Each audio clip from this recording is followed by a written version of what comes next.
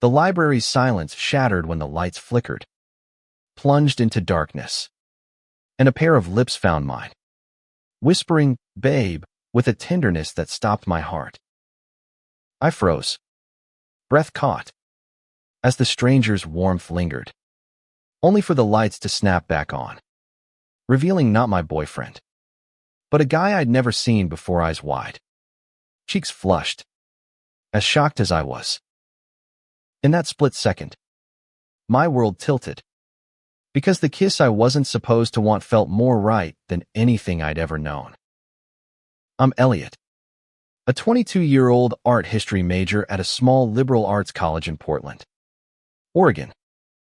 My life was a canvas of routine, classes, coffee shops, and late nights in the campus library, where the smell of old books and the hum of fluorescent lights felt like home.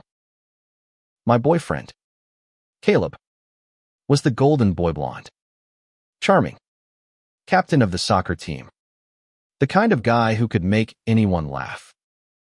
We'd been together for 2 years, and everyone said we were perfect.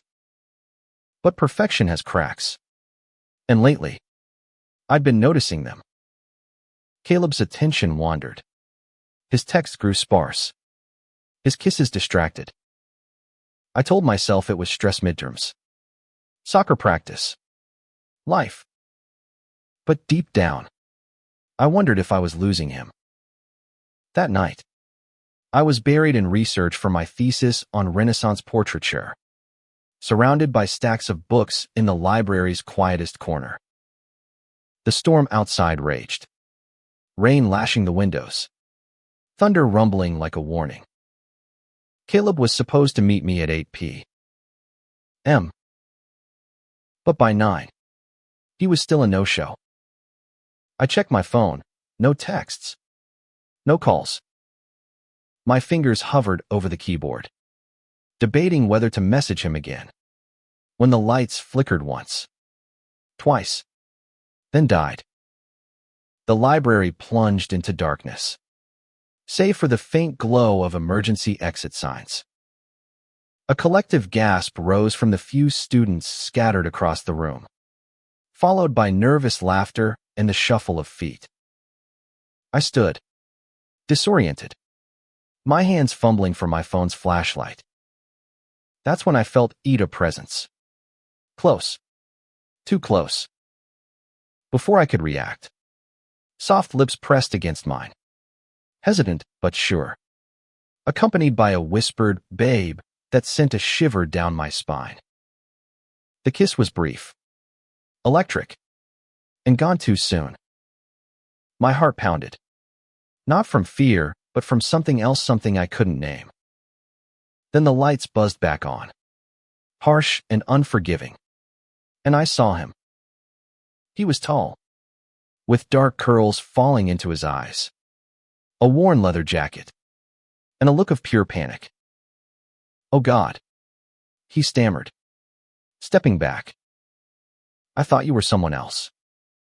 His voice was low, almost musical, but trembling with embarrassment. I stared, speechless, my lips still tingling. He wasn't Caleb. He was a stranger. Yet the way his eyes held mine felt like he'd seen me. Truly seen me. In a way Caleb hadn't in months. "I'm so sorry," he said, rubbing the back of his neck. "I was supposed to meet my boyfriend here. I thought you were him." His cheeks flushed deeper, and he gestured vaguely toward the other side of the library. "I'm Lucas. By the way." "Elliot," I managed, my voice barely steady. I should have been angry, or at least confused, but all I could think was how that kiss wrong, accidental, felt like a spark in a life that had grown dim. It's fine. Mistakes happen." But it wasn't fine. Not really. Because as Lucas apologized again and hurried off, his silhouette disappearing among the shelves, I realized I didn't want it to be a mistake. I sank back into my chair, My thesis forgotten. My mind replaying that moment in the dark. Who was Lucas? And why did his kiss feel like it had cracked open something inside me? Caleb arrived 10 minutes later. All apologies and easy smiles. Sorry, babe. Practice ran late. And my phone died. He slid into the chair across from me, oblivious to the storm in my head. I nodded, forcing a smile. But his touch felt foreign, like a sweater that no longer fit. We talked. Or rather, he talked about soccer, his teammates, some party this weekend. I nodded along, but my eyes kept drifting to the spot where Lucas had vanished. That night, I couldn't sleep. The kiss haunted Minute, just the act. But the feeling. It was as if Lucas had reached into my chest and stirred something awake. Something I'd buried under routine and expectation. I told myself it was nothing. A fluke. A moment exaggerated by the drama of the blackout. But the next day, I found myself back in the library. Not for my thesis, but hoping foolishly, desperatello to see him again. And I did. He was there, in the same corner, hunched over a sketchbook, his pencil moving with a quiet intensity. I hesitated, my heart racing, then approached. Lucas. Right. I said, my voice too loud in the quiet. He looked up, startled, then smiled a small, cautious thing that made my stomach flip. Elliot. Didn't expect to see you again. He closed his sketchbook, but not before I caught a glimpse of a charcoal drawing. All sharp lines and shadowed faces. I come here a lot, I said, which was true but felt like a lie. I was there for him, and I hated how much I wanted to know him. What are you drawing? He hesitated, then slid the sketchbook toward me. Just stuff. Faces. Mostly. Trying to capture what people don't say out loud. The drawing was of a man, eyes heavy with unspoken thoughts, rendered with a rawness that made my chest ache. It's incredible, I said, meaning it. You're an artist. Trying to be. He shrugged, but his eyes lit up. Art major. I'm in my last year, figuring out what's next. We talked about art, about Portland's rainy charm, about the library's quirks. It was easy. Too easy. Like we'd known each other forever. But every word felt like a betrayal of Caleb, who was probably at practice, oblivious to the fact that I was falling for someone else's smile. When Lucas mentioned his boyfriend, a theater major named Ryan, my heart sank. He was taken, just like me. This was a dead end. Yet I couldn't stop myself from wanting more. Days turned into weeks, and Lucas became a fixture in my library routine. We'd share a table, him sketching, me pretending to work, stealing glances when I thought he wasn't looking. He was quiet but sharp, with a laugh that felt like sunlight breaking through clouds. He told me about growing up in a small town, coming out at 16, the way his family hadn't spoken to him for a year. I told him about my dad, who thought my art history degree was cute but useless, and how Caleb was the only one who ever seemed to get me until now.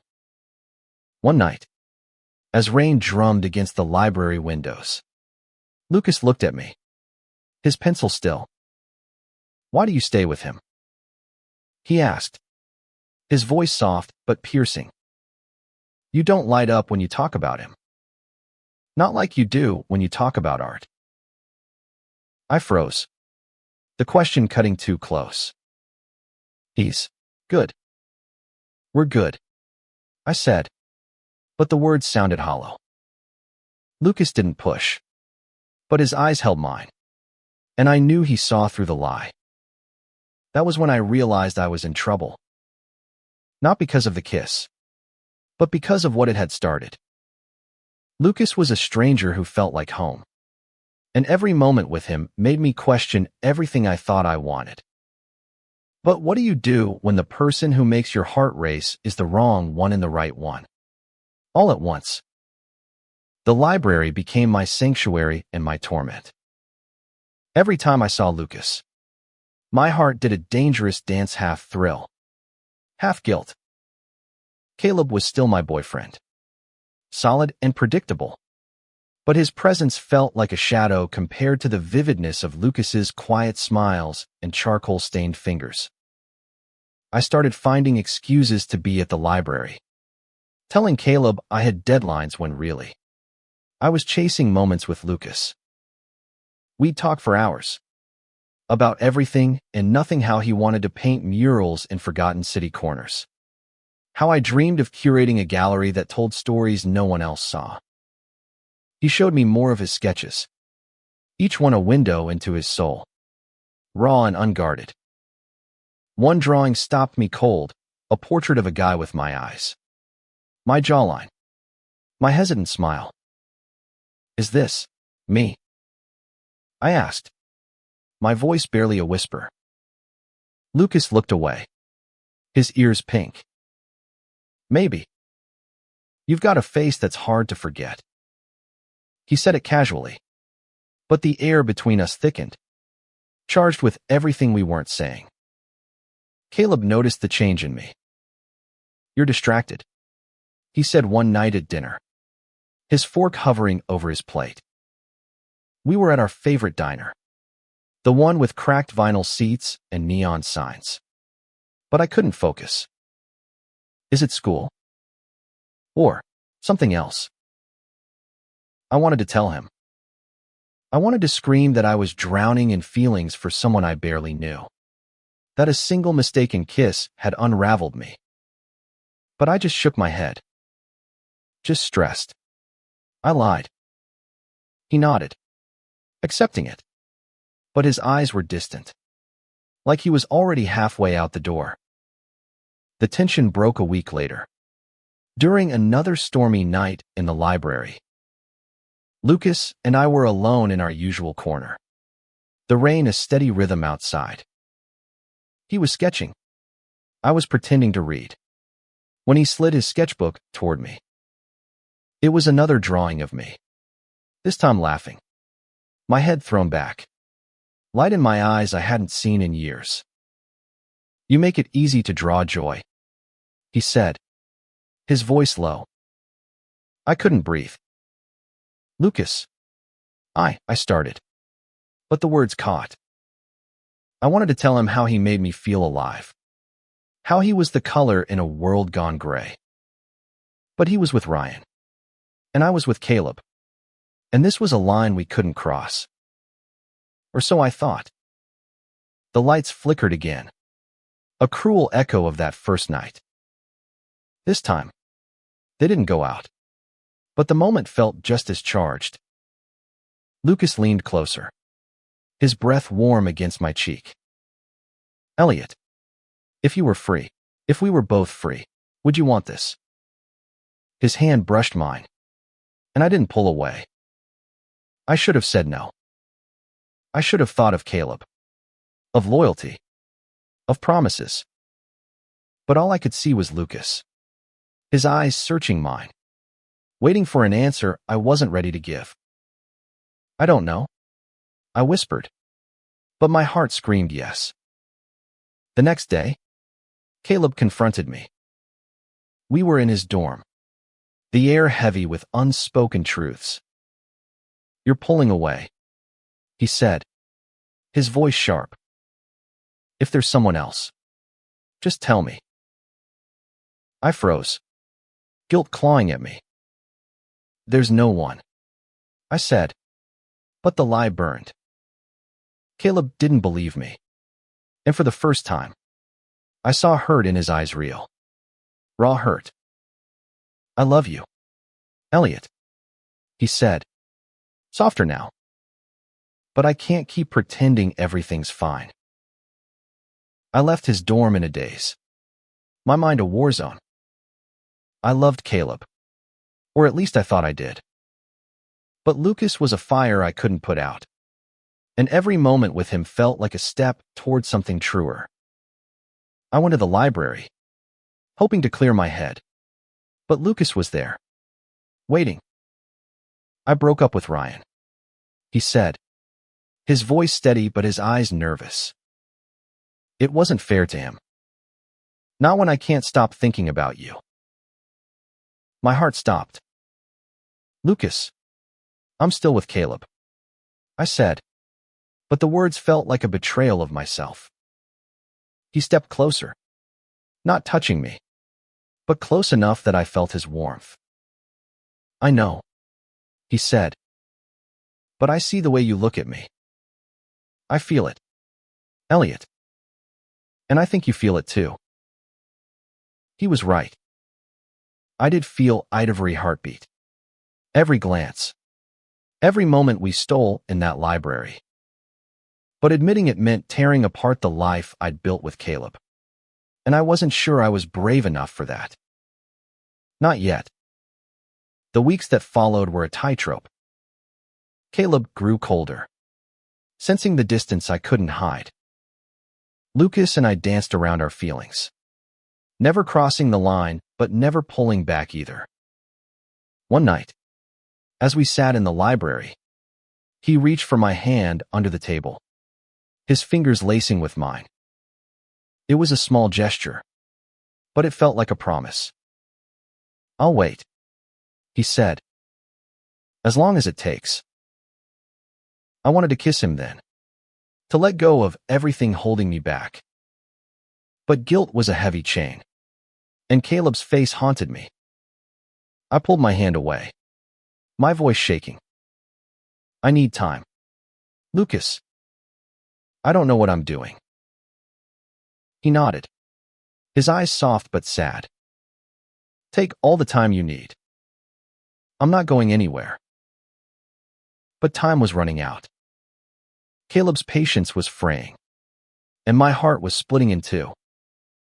I had to choose between the safety of what I knew and the terrifying, beautiful unknown with Lucas. And the longer I waited, the more I risked losing them both. The library was no longer just a place to study. It was where my heart lived and broke.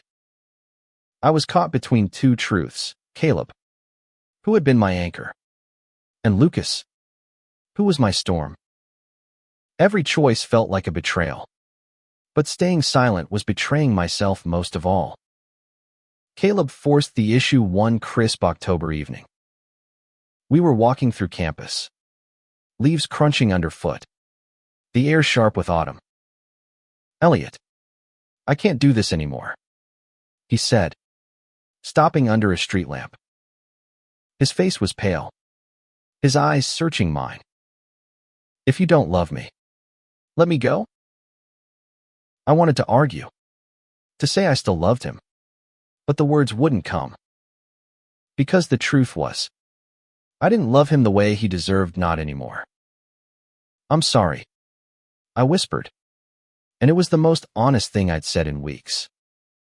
Tears welled in his eyes, and for the first time, I saw how much I'd hurt him. There's someone else, isn't there? He asked. I nodded, unable to lie anymore. It's not what you think. I didn't mean for this to happen. But explanations felt hollow. Caleb turned and walked away, his shoulders hunched, and I let him go. It was the hardest thing I'd ever done, but it was also the kindest.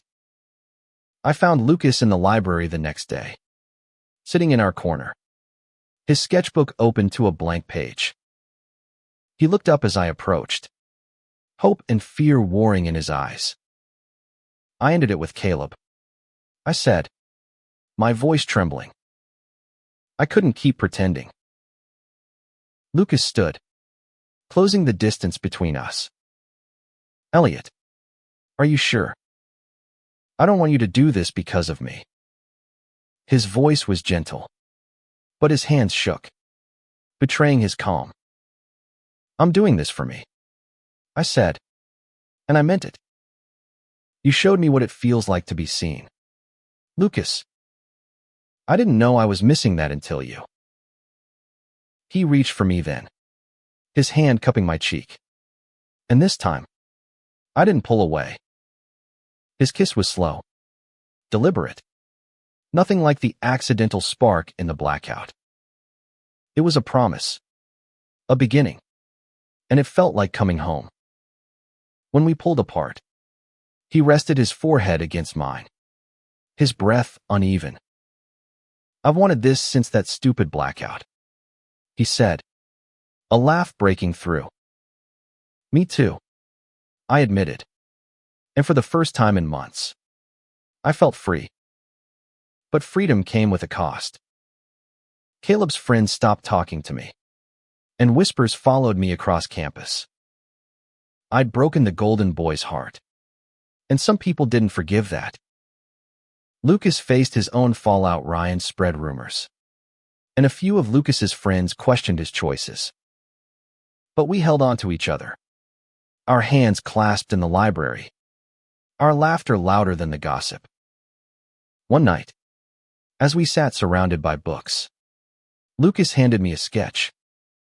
It was us, sitting together, our faces lit by an unseen glow, our hands intertwined. "This is how I see us," he said. "Not perfect, but real." I traced the lines of the drawing, my heart full. "Real is better," I said, and I meant it. Our love wasn't a fairy tale. It was messy, born from a mistake, tested by guilt and doubt. But it was ours, and it taught me that sometimes the wrong kiss can lead to the right heart. We faced challenges: me dad's disapproval, Lucas's fear of losing more friends, the uncertainty of what came after graduation. But we faced them together, building something stronger than the storm that started it all. The library, with its flickering lights and endless stories, became our haven, a reminder that even in the dark, love can find a way. And as I sat there, Lucas's hand in mine, I realized the Blackout hadn't just been a moment, it had been a turning point. It showed me that love isn't about perfection or expectations. It's about finding someone who sees you, flaws and all, and chooses you anyway. Lucas was that person for me, and I was his. Together, we were rewriting our story, one sketch, one kiss, one heartbeat at a time.